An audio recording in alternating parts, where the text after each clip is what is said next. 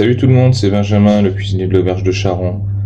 Pour rester dans le thème de ce mois-ci, on va aborder un nouveau sujet. Comme convenu, je vais vous parler donc des pizzas que je fais dans mon restaurant.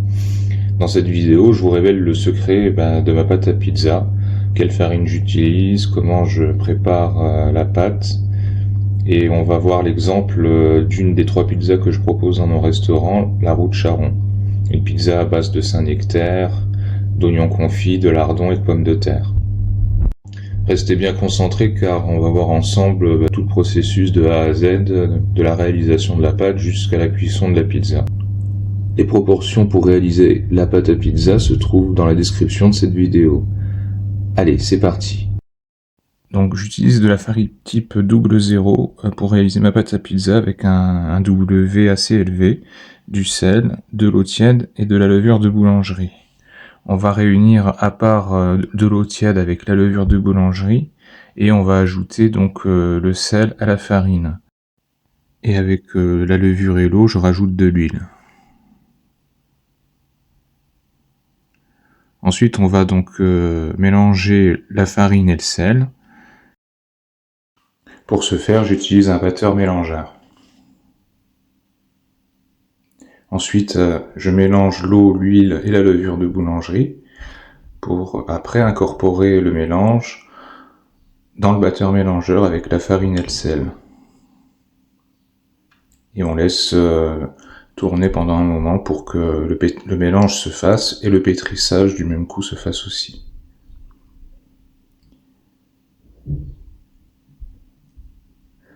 Une fois que c'est fait, après il suffit de la sortir du batteur et de la travailler un petit peu sur un plan de travail avec de la farine.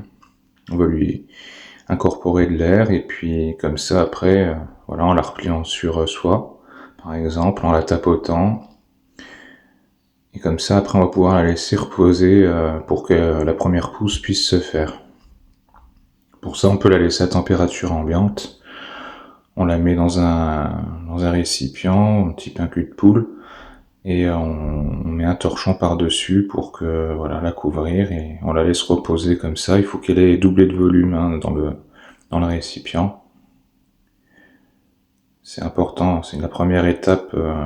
Donc une fois que c'est fait, on la ressort et puis à ce moment-là, on va façonner nos pâtons à partir donc de la pâte. Moi, je compte en général entre 200 et 250 grammes par pâton. Comme ça, au moins, on est sûr d'avoir ce qu'il faut. Donc en matière de pâte.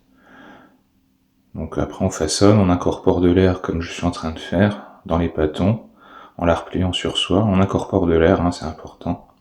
Et comme ça, une fois que c'est fait, on va pouvoir laisser reposer les pâtons, cette fois-ci dans une enceinte réfrigérée, pour que la deuxième pousse se fasse. Et une fois que ceci est fait, les pâtons sont opérationnels, on peut après en faire des pizzas.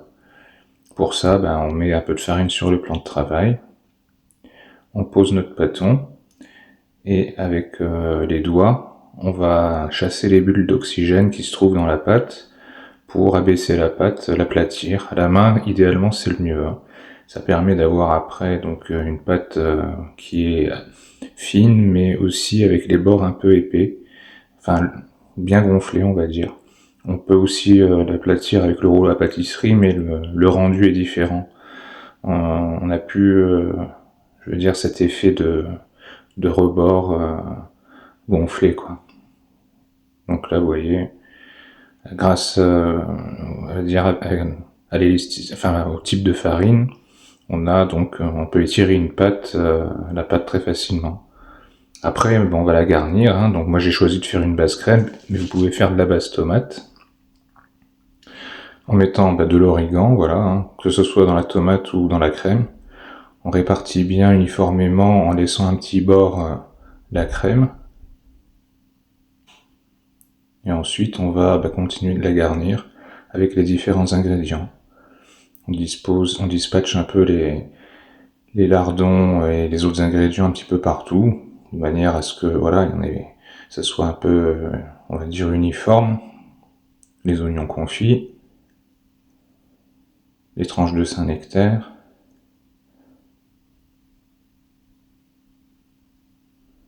Voilà, à peu près comme ça.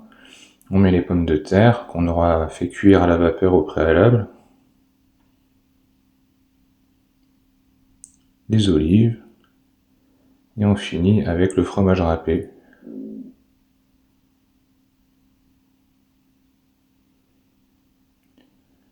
Et on enfourne ça donc dans un four à 200 degrés, entre 200 et 300 degrés minimum, pour avoir une pâte cuite et une garniture voilà, croustillante.